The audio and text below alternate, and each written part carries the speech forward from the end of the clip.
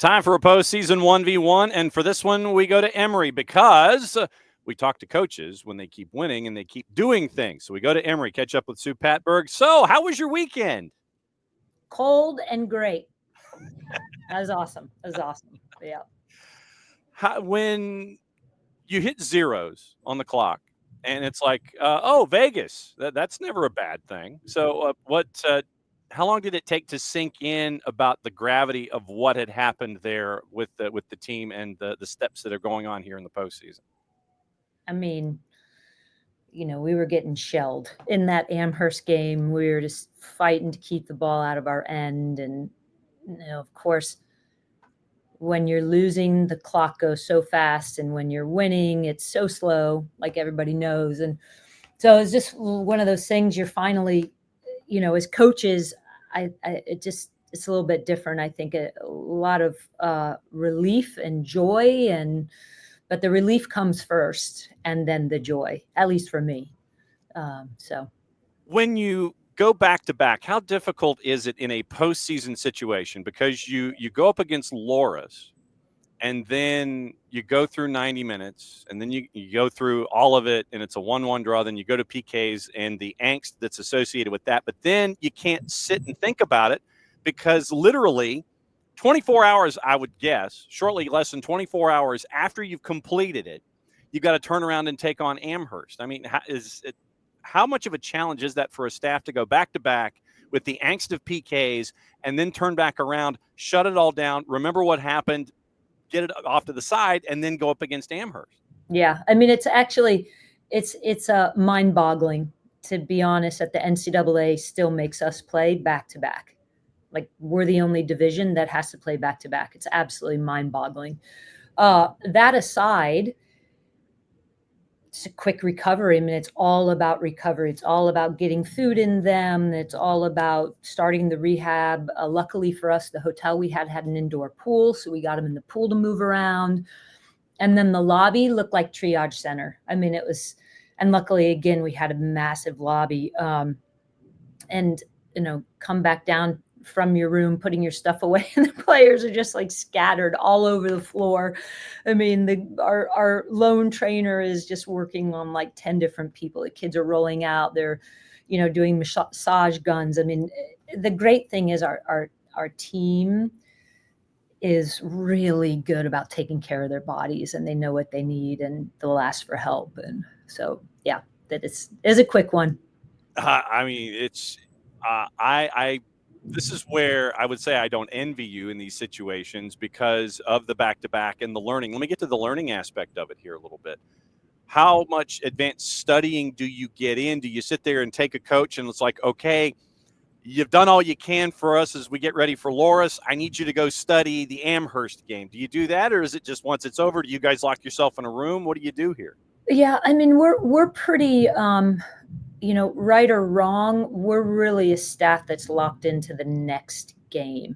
Sure, we're going to take a peek at Amherst. We're going to look and see what their schedule looked like, their wins, losses, but we're not really doing too much of a deep dive on them because it doesn't matter if you can't get past Loras. And so we're very much a team that's, focused on the next game. And then, of course, after that, we're watching. And the great thing for us, again, too, is that we have a staff of 4 coaches, and they're all on huddle, and we're all watching various aspects of all the games we can get our hands on.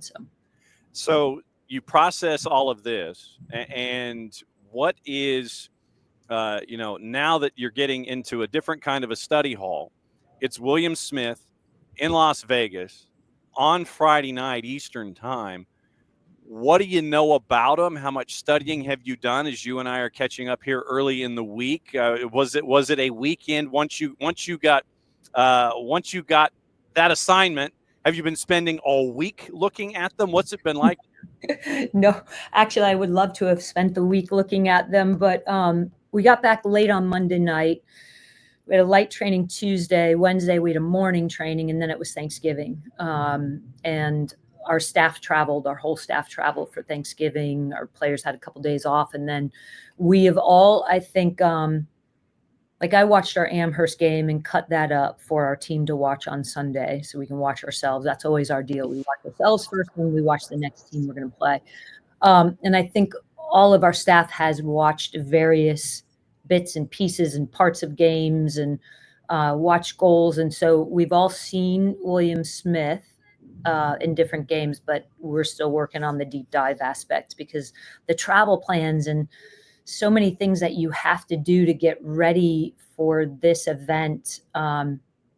Being a national championship, there's a lot more things in the itinerary than when you just go and play. About that big? Oh my God. Oh my gosh. Yes. Yes. Like ... question mark. Well, just like, okay, you've got to buy the extra banquet tickets by this date, and you've got to get your hotel rooms secured by this date, which was literally the day after we had traveled until 8 p.m. Monday night, and then we're practicing at 3. So you got to do that before. But a lot of times, they're 3 hours behind us. So you can't call the hotel until 11 in the morning. Nobody's answering, just logistical things like that. And finding practice, we're going out early on Wednesday, so finding ourselves a practice facility on Wednesday. There's just things that take time, and but it's great. It's all part of it, and it's great to have to do that, and we're super excited. What does this mean for the program on the whole to have reached a Final Four? It's everybody's dream, right? I mean, it's been our program's dream. We've only been here once before, and been fighting tooth and nail to try to get back here. And I think anytime you're in this position, you're obviously your current team is representing themselves, right? But you're really representing your whole program and every player that has put in their heart and soul into the program before them, and you want to make all of those alumni who are so invested and are blowing you up and making the trip out there, you want to make them proud as well. And so it's not just a moment for our current team and our current staff, but it's for the past staffs and the past players. And so it's a really exciting time, and the support that we're getting here at Emory is just amazing from the other coaches, from the other staff members. I mean, it's really fun. It's really, really fun. Has your phone blown up? It has in a great way. What's the most random, unanticipated contact that you've had, either in a text, a WhatsApp message, if you do WhatsApp, or in a phone call? Oh my gosh. That's a tough one. I don't know. I got several of those unexpected text messages, from friends that are Division I coaches, to players that are living abroad in Sweden, in Hong Kong, in Germany. And, it just, the list goes on, to a former a longtime assistant who's coming to Vegas, to support us. I mean, it's just a tremendous outpouring of well wishes, and parents, past player parents, who have been emailing us like crazy. As you balance the whirlwind here, so you're leaving Wednesday to get out there so you can be at banquets and presentations and walks of fame and this kind of stuff. Is that what the deal is? Yeah, I mean, I think it'll be great to get on. It's like anybody who's taking some big trip, whatever the trip is. You have all the stuff that you have to do, and then you get to the airport, and then you get on the plane, and you're like, okay, there's nothing else I can do right now. Like right now, I just need to be in this moment. And I think we're looking forward to that part, to getting on the plane when we know, okay, now we just need to be in the moment and, stay focused on the goal. Peter Johann Memorial Field, 9 o'clock Eastern Time, Friday night on the 6th. It is Emory and William Smith. Coach, as always, thanks for dropping by and hanging out with us for a 1v1. Be safe, have fun, enjoy the Final Four. Thanks for dropping by, as you always do. And may the SDH bump continue with you as you hit that Final Four. Thank you.